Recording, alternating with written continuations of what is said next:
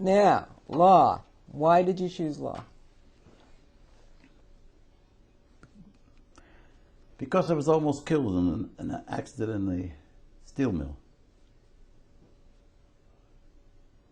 Catherine Ann and I, as my first wife, started a little hot dog stand up in the Hill District. We were offered money if we would let the gambling money be funneled through us. And I said, no, we don't want to do anything like that. I wish we had, because we'd made money. But I was young and ideal and all that stuff.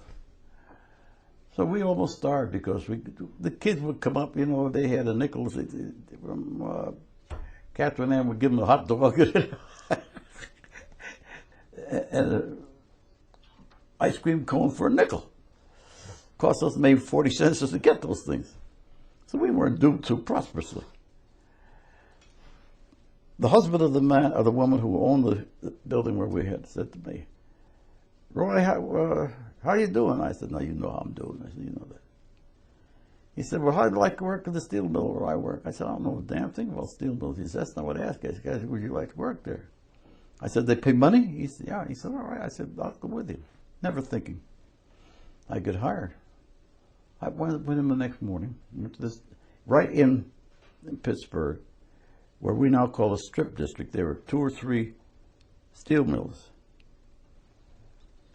He introduced me to, I'm going to call him, his name wasn't Joe, but I can't remember his name, something like that. And he's standing there with 2 or 3 or 4 white guys and coveralls and everything.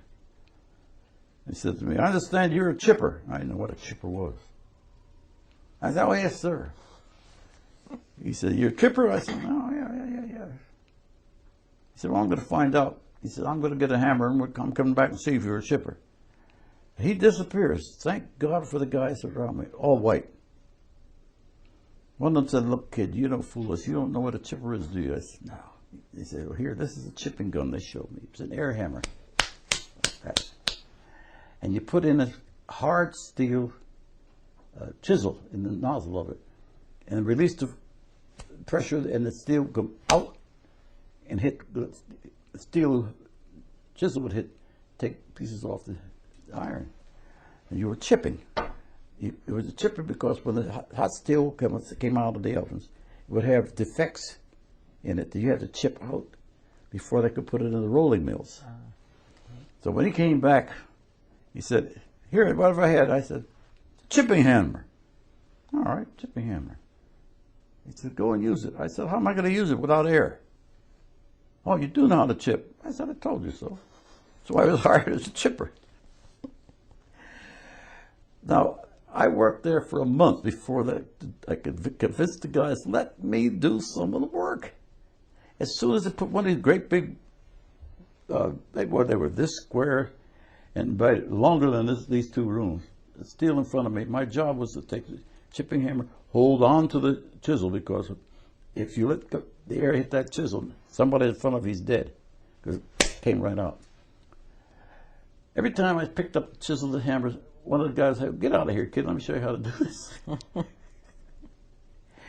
They wouldn't let me do any work. I finally said to them, how am I going to learn how to do this if you guys keep on doing all the work? But we're showing you. I said, yeah, but you don't let me take a hammer and do it. All right, don't kill yourself. I said, I'll try hard not to. That's how I got to be a chipper. I got to be pretty good because it didn't require an awful lot of skill. My boss was, I'm going to call him James, that was his name. His job was to go around all the chippers and see if you'd done the job or not. And he came up to me one time, he said, hey kid. I said, yes, sir. You read, don't you? Yeah, I had a master's degree, so I didn't tell him that. I read. What's this damn thing say? I'm too busy to read this thing. I didn't know at the time he couldn't read well. But his job was to find out where the steel was going, where it is at this point in time, what was wanted. And I went with him from that point. I didn't chip any more steel. I followed him around, and he'd hand this thing to me, and I said, oh, we're supposed to go such and such a thing. Yeah, I know that. What? I said, yeah, I know that. He didn't know it at all. He knew it after I told him, after I read the invoice. So that was the end of my chipping days. But I almost got killed there, and we were very, very close to it. If you were to take this house and get rid of this ceiling,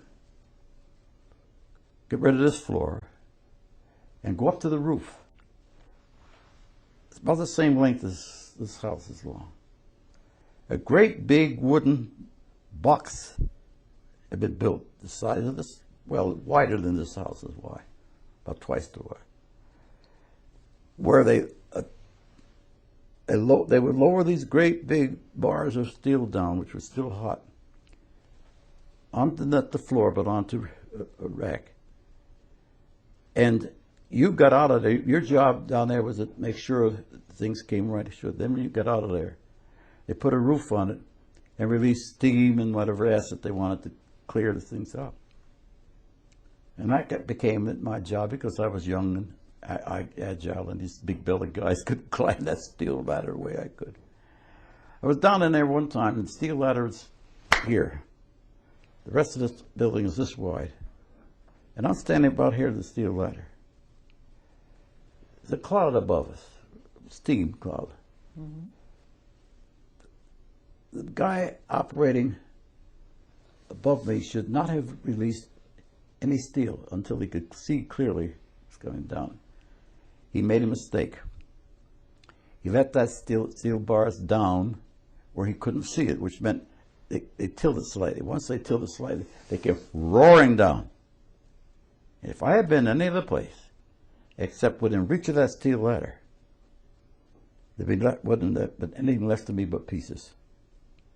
But I was young, near the steel ladder, and I jumped up and grabbed the steel and let the steel of the ladder, let the steel thunder underneath me. Now the people outside heard the thunder.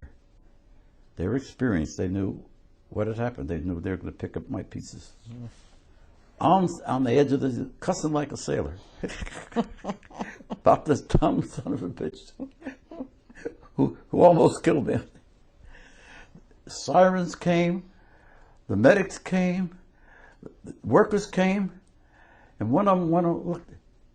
He said, "You're okay." I said, "Yeah, God, I'm okay." I said, "But that so up there. If I get my hands out of it, we'll be okay."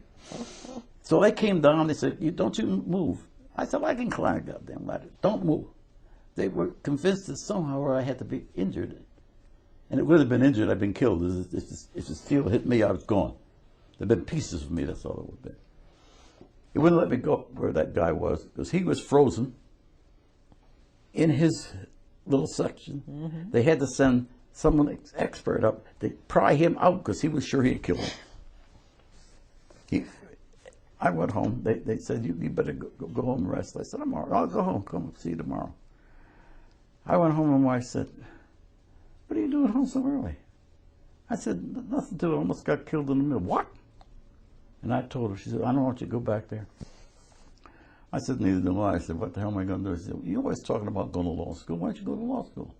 I said, "We don't have any money to go to law school." She said, "I got some." Now, that's what she said. I didn't say how much. She said, "I got some money." We got in our old second-hand car, a little Chevy, and we drove to law school at Pitt, Cathedral Learning.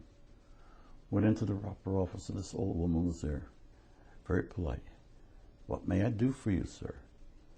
I said, "I'd like to be considered as a law school student. Have you ever had any experience in this before?" I said, "No, sir." "But you'd like to register?" I said, "Yes, ma'am."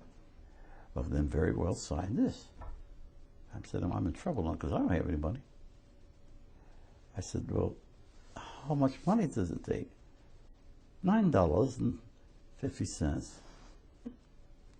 I said, $9? Yeah. I said, "I have that. I got 50 cents back from the $10 bill." But I was in law school now. Later on, I figured out why. I'm the only black kid in the whole law school. They needed to register some black kid if they could get him. There have been Jimmy and his wife had failed twice. Former principal of one of the high schools had failed twice. There had been 3 colored people in before me, and each one of them, they each failed not once, twice. And of course, they had to reject them.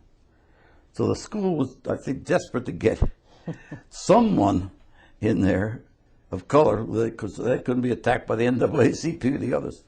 So I think I got it for $9.50, but I don't think anybody else got into law school that cheaply.